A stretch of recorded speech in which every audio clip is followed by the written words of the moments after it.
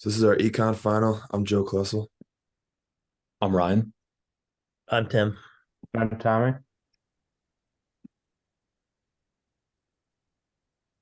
So first we have the overview and description. And what our product is a portable heater and cooler for drinks that can heat/cool and maintain a specific temperature for drinks. So the value of customers is that you can heat up or cool your drinks on the go. You can maintain a specific temperature for drinks for long trips, and you also get to save drinks not need to dispose of them. For example, like if coffee or hot chocolate gets cold, it's not really drinkable after that, but you can maintain its heat so you don't have to waste. So in looking at the international strategy, so we are planning on implementing a global standardization strategy. And we're doing this because we want to focus on delivering a cheaper product to a wide array of countries, which will allow us to focus on reducing consumer price and hopefully sell more of our products.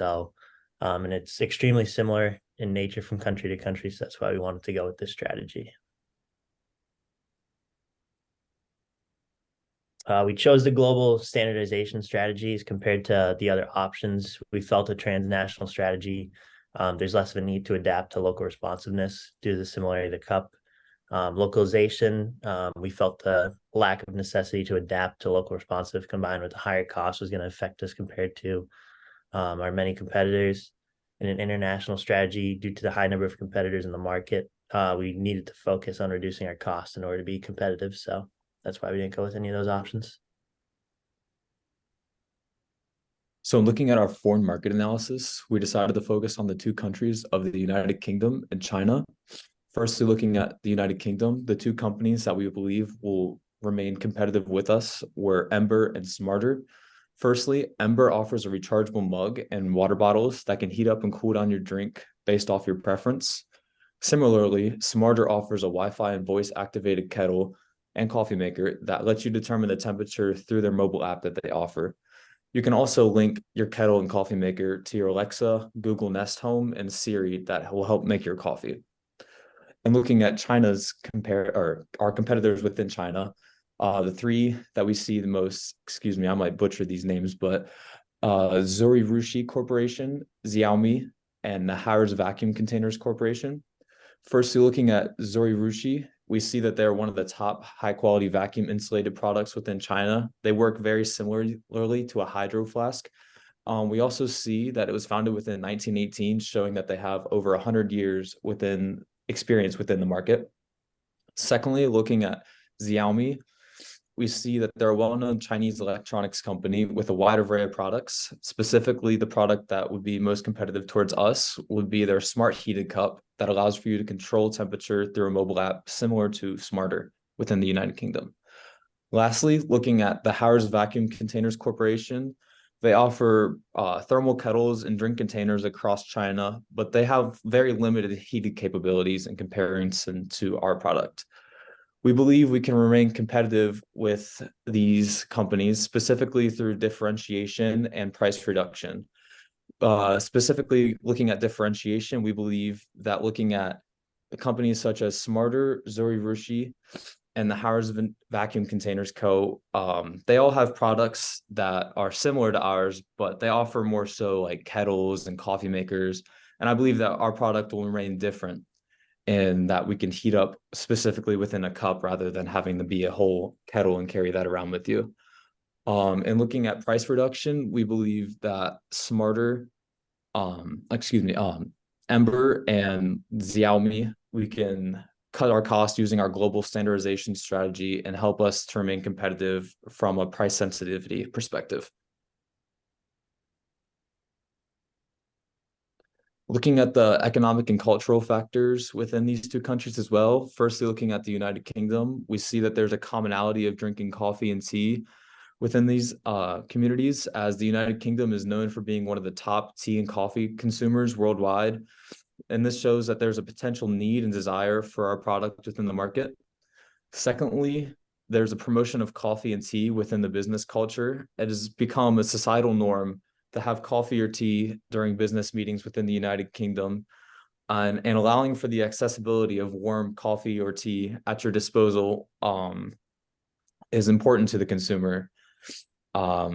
And this also ties into the historical influence of coffee and tea within the United Kingdom, as the consumption of tea has been a tradition with their people since the 17th century and has really just become a staple of who they really are. And looking at China, we can see that China views tea as having a very strong health cultural benefit.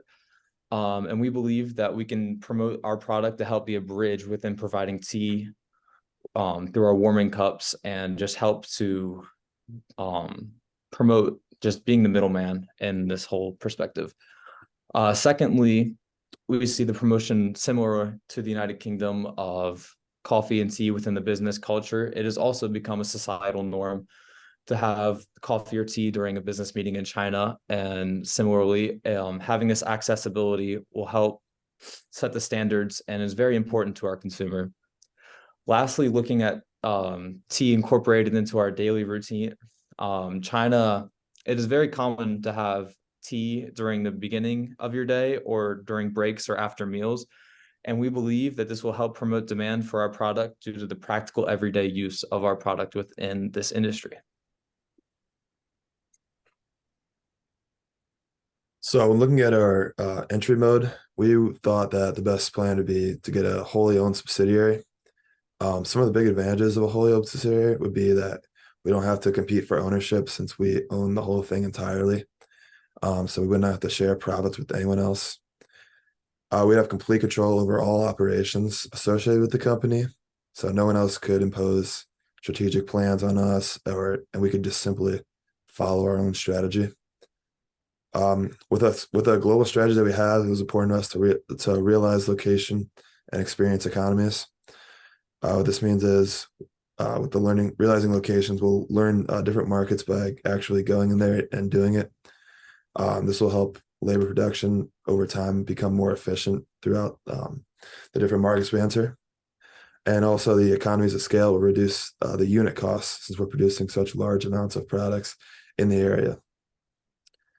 Some of the costs and risks with the wholly owned subsidiary would be that it's a lot of risk when you're entering these different markets, putting so much resources into a product like this. We'd also need to find the right labor. So we need to find management, enough workers that would be willing to help us achieve our goals, and we'd help theirs as well. It's going to take some time to adjust these different markets and figure out what exactly we'd be doing. It'd also be extremely expensive to acquire a wholly owned subsidiary. We have to pay a lot of out-of-pocket costs right away. We'd also need to get a lot of tangible resources, including cash and equity, to fund these kind of measures. So some of the other options and why we didn't exactly choose them, there's exporting, licensing, joint ventures, and franchising.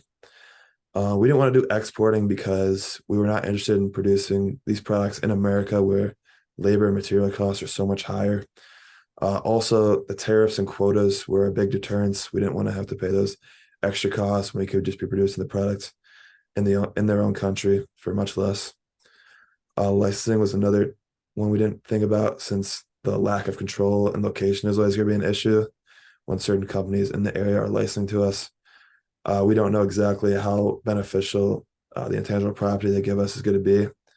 So that was an issue. And also we believe that we could gain the intangible property other ways through figuring out on our own and getting different types of people to work with us. Joint venture was another one we didn't think too much about since we wanted to maintain our independence from other companies.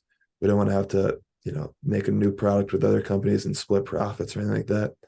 And also the no control over technology was a big one. We wanted to keep our own technology and not have to share with other competitors. And then lastly, franchising. We wanted to have our own brand and we didn't want to have to merge with someone else. As we were going overseas, we want to have the people know what our brand is and how we can get into those kind of markets. And it also doesn't allow us much flexibility with location, as certain franchisees would want our products to be in one location where we might have different ideas about that. And last, some strategic alliances we would have to do. Looking at the United Kingdom, we need a supplier for the steel and also a distributor to sell our products. So looking at a supplier, Stainless Steel UK was a good one that when I did some research.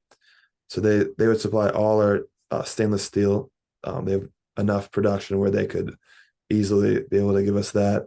Also looking at customer satisfaction, they were very high on that. So it's a well known, reputable company. They also offer affordable prices as well. For a distributor, Tesco PLC is a really good one. They're the biggest retailer in the United Kingdom, much like a Costco of the United States. So they'll be able to offer a wide variety of locations to sell our products all across the United Kingdom. So it won't just be in certain areas. We believe this will be a really good place to start out as we get our name into the market. But with this, we have to give them a slight percentage of all profits from sales that are in the store.